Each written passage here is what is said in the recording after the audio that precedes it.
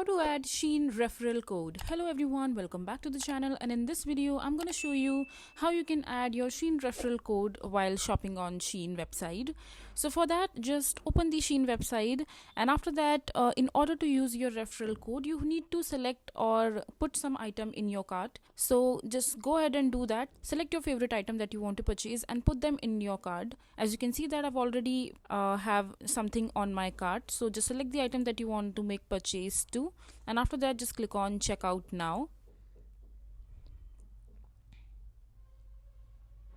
and it will redirect you to a page where you have to enter your shipping address and other details. Along with that, on the right hand side you will see this option called coupon code and gift cards. So in the coupon code section you have to enter your referral code and just click on apply, and this is how you will be able to add your Shein referral code. I hope you find this video to be helpful. So that is it for this video. If you find this video to be helpful, make sure to hit that like button and don't forget to subscribe to our channel for more such informative videos, and I'll see you the next time.